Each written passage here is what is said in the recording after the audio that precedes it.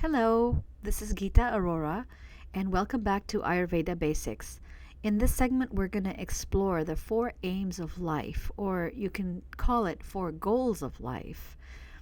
The conversation about the four aims of life is called Purushartha, and it is the objective of the human pursuit. So, in today's time, people talk about what's your purpose? How do you know what you're here to do? What do you want to do in your life? Or what are you going to create? Who are you? Where are you going? Why are you here?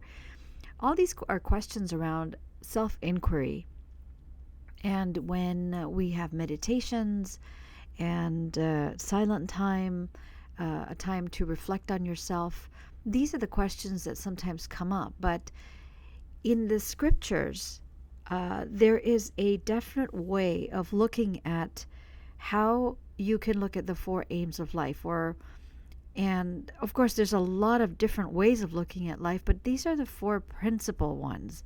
The ancient scriptures basically say that good health stands at the root of virtuous acts, acquiring wealth, fulfilling desire, and the release from the bondage of karmic cycles. So what I just said is basically about having moral values, having righteousness, also having prosperity, having desires so that you can continue to create, but having limitations around your desires so that you know which ones are good and which ones fulfill you and serve you. And then ultimately coming to a place where you have a final release. You have selfless acts where there's a lot of spiritual values and liberation. So for each person, what the Vedas say is one is to establish their aim in life. Can you imagine if we don't have an aim in life, and then we're just aimlessly walking around and the media tells us to do this and to do that, or friends or whoever it is, people will always tell you, society will always tell you how you should be and what you should be doing. However, if you really zone in to establish what is your aim in life, you can experience life in its fullest and have the ability to become an instrument of the divine, so that you are serving your community, you're making a contribution to the planet in ways that your soul is satisfied. So you understand serving the purpose for why you took birth. So number one, we take a look at Kam. Kam in Sanskrit, it means desires. So this is an act of receiving or fulfilling your desires, and usually kama, it has to do with some deep-rooted emotional desire, to an ability to want to complete something or feel fulfilled. So it's about satisfying some thought, a pleasure, sensuality, an idea that you have, or creating something. It all stems from a desire. Now, for humans, sex is the ultimate desire. But what gets people in trouble is when they don't have any control around lust and turning it into greed, having anger around their own emotional relationships or jealousy, or having pride in oneself. These are all hurdles on the spiritual path to where you are trying to progress mentally, emotionally, creating things for yourself. It keeps you trapped and wrapped up in certain relationships or ways of being that does not serve you. However, once the desire is fulfilled, it may lead to an emotional yearning for divinity, for your higher self, for understanding yourself deeper from within. Because these people are very connected to the five senses, sensuality. So once the sensuality, those desires are fulfilled, then it's like, okay, I'm more than just my body. I'm more than just what I'm feeling inside. What is that? So it starts to open up the ways of looking at who you are. However, when people get trapped in this and they don't know how to get out of just the desires, well, we all know what happened to Arnold Schwarzenegger. That's why I just chose a few of the names here that I thought would give us a good indication. There's no judgment around any of this with any of these people, but it's just an indication of like how their lives turned out when you just don't know when to control your desires. Marilyn Monroe, she was very depressed. She was very sad because she was so wrapped up in everybody. She knew herself for her physical body. She knew herself for what she was feeling inside, but people did not understand her. She herself did not have direction to get out of that place of desires. It's the mind, it's controlling the five senses and having some power over it in order to guide yourself from within to get out of where you're at and to move to the next phase of life. Well, Arnold Schwarzenegger, he he was such a powerful man. He was a model, he's a movie actor, he's doing all these things to portray himself and becoming very successful. But continuously, he went and had another relationship with his maid, and his wife was pregnant at the same time, and his maid was pregnant at the same time, and they both delivered sons at the same time, and it got him in a lot of trouble. So it's the desires that got him into trouble. Maybe he's a good man inside. With one of my favorite people, Michael Jackson, he's so gifted and he had so much talent. But when there are no direction in moving in life through with your mind, guiding yourself to the next level of where you need to go to, the world of materialism, the world of money and sex and pleasures and sensuality, it just grabs you and pulls you down. So he was very confused. He did not know how to get out of that. So all the plastic surgeries and everything else was to fulfill the desire to keep looking good and be young and continue to do what he was doing. But he was a great man inside. And Madonna, she was another one who had a lot of controversies in the way she started out her career. And later on in life, she's become a big yoga fanatic, and she's a vegetarian. But at the same time, there are some acts that she does. It just throws you off and keeps her in the cycle of desires and doesn't allow her to unfold and move to the next level, which is Artha. Artha means results. It's the Artha is people who are driven for the act of accumulating things, producing wealth, material gains, achieving things, being recognized, having status, and also having security in life.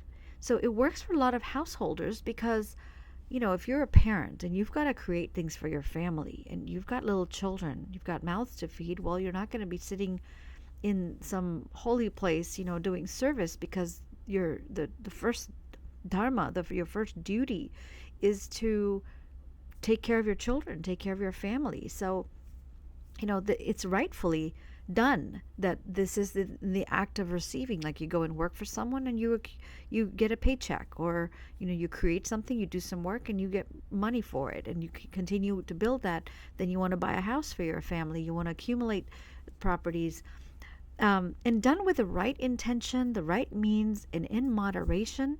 That's excellent. You are absolutely living in your the path of what you came here to do, and it takes you to the next level in life, because at some point there's a completion. So then now you're going to move to the next phase of life.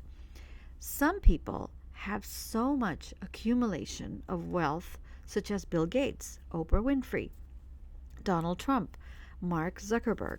All these people, they produce their wealth through hard work, yes, but at the same time, it was all about accumulating wealth. Well, what occurs at some point is that once you have enough accumulation, then you want to start giving it away, where diseases start to produce itself and problems start to arise, and when people don't know how to spread out their wealth and happiness and share it with others, because now you've accumulated so much as a society, as a community, to give away so that others can benefit from what you've gotten as well.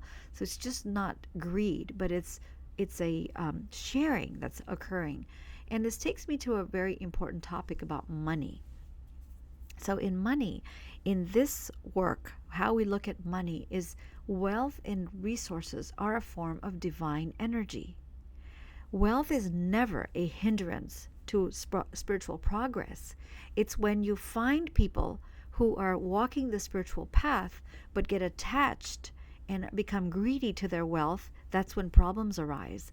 But when spiritual beings, when people are using their wealth to share, to have communities progress, to help the planet, to do things that are good for others, then they only prosper, and everyone prospers in that.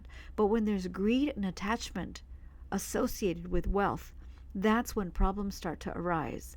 You start to worry about, oh my gosh, if I give this much money away, will I be able to create it? How soon will I be able to create it? Am I going to have enough? Can I buy my next purse? Can I buy my next, whatever, vacation? Or take my family to this place because it makes me look good, or I can post about it on social media, or whatever it is. Desiring wealth is not a bad thing, but once you get the wealth, what do you do with it is what's important to understand. So money is not a bad thing. Accumulating money, who doesn't want money? Because it helps to progress, helps you buy your food, helps you get you to places, especially in the world we live in today. It's an important resource to have. In the Vedic texts, wealth is also associated in 16 forms with goddess Lakshmi. And I just wanted to throw that out there because so you can have a world of what prosperity and wealth and abundance can look like. There are different forms of it. And this is the reason why, in our Hinduism, people always ask the question, how come there's so many gods? Well, my father gave me a really nice explanation when I was a little girl, and I said, how come we have so many gods? I'm confused. Although my favorite was Shiva, so I used to pray to Shiva all the time. But at the same time, I wondered, where do all the other gods fit in?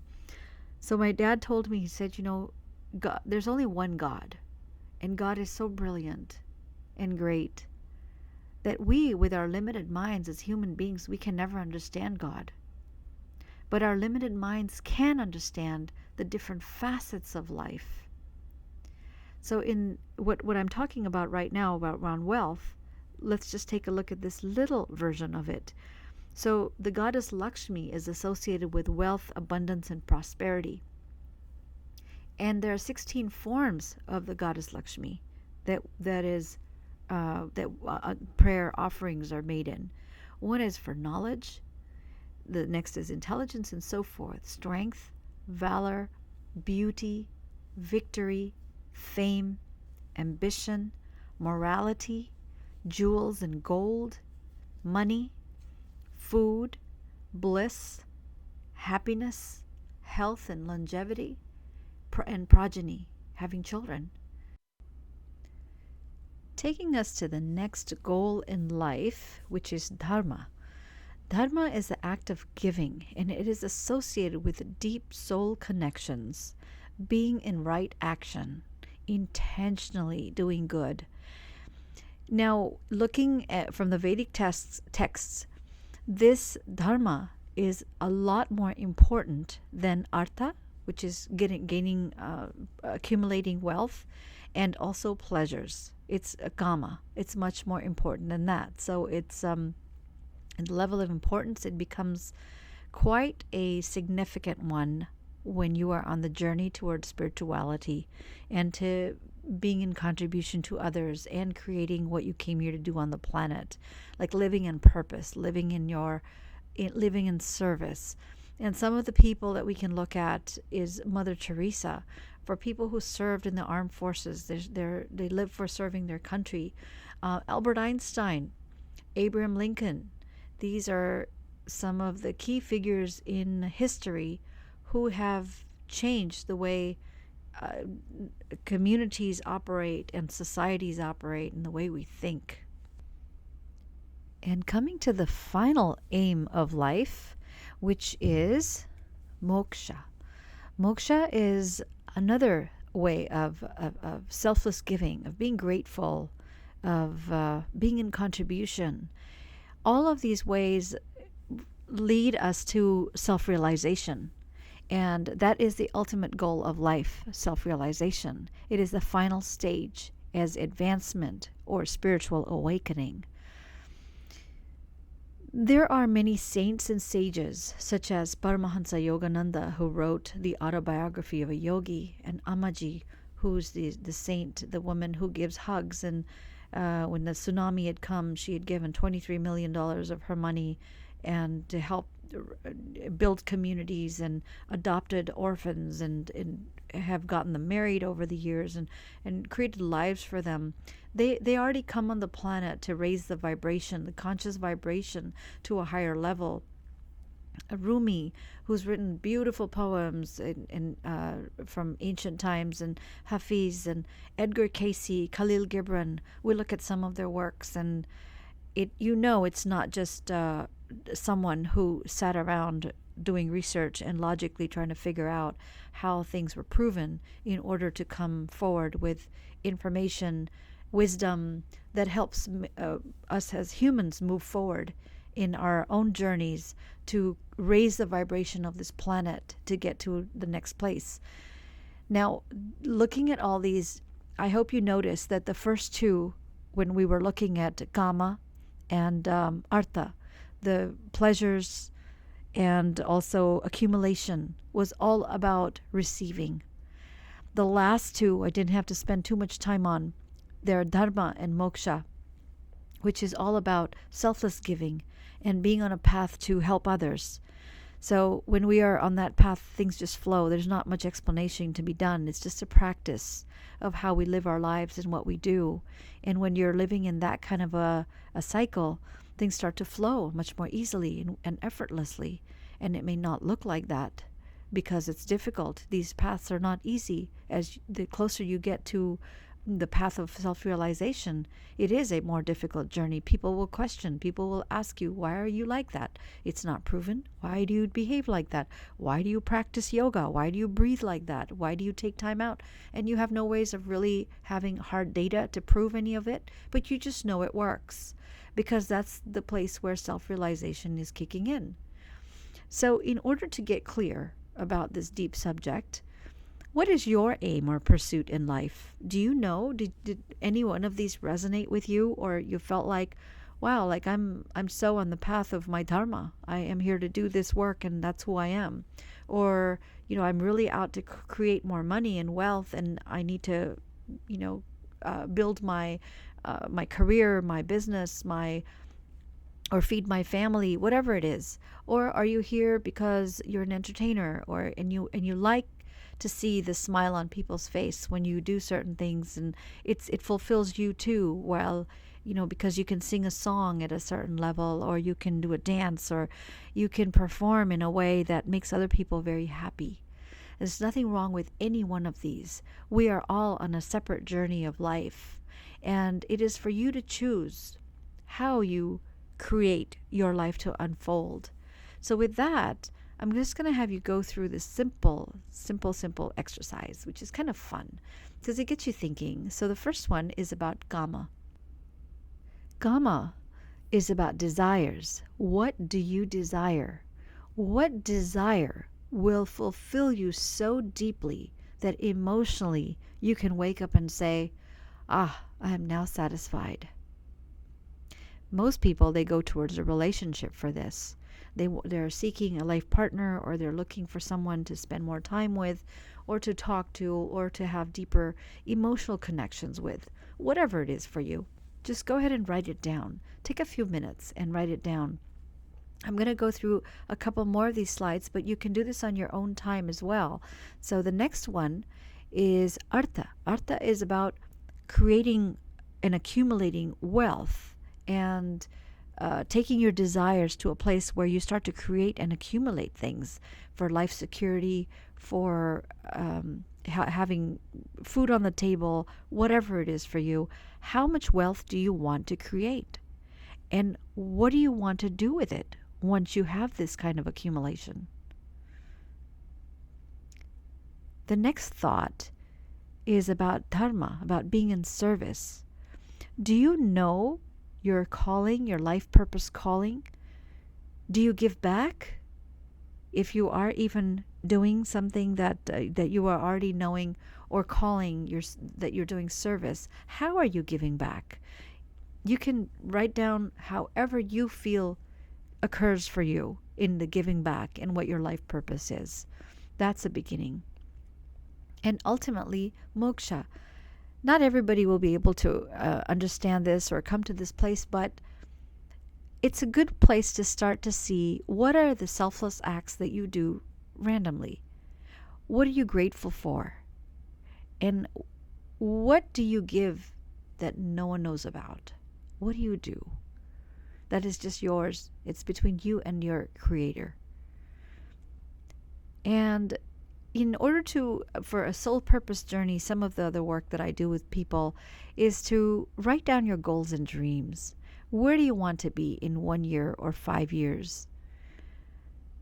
And what do your answers reveal about your journey that you just wrote down? Your answers to the four questions about the 4 aims of life.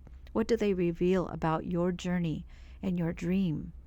So there's more that we can always create on Finding Soul Purpose in another program. But this is a great way for you to just get started and start thinking about what it is that who are you and what it is that you want. The ancient scriptures, they speak highly of goals in life. And as Charaka, he writes, good health stands at the root of virtuous acts, acquiring wealth, fulfilling desires, and the final release from the bondage of karmic cycles. Disease is the destroyer of health, well-being, and life. It manifests itself as a great obstacle in the purpose of human life. And this is where Ayurveda comes in as such an important tool to understand that your health and well-being is key. It is the most important in fulfilling your life's purpose and your life's journey, and to complete and fulfill your deep soul connections with right actions. It was a pleasure having this time with you and talking about this journey. I look forward to meeting you in the next segment. Namaste and be well.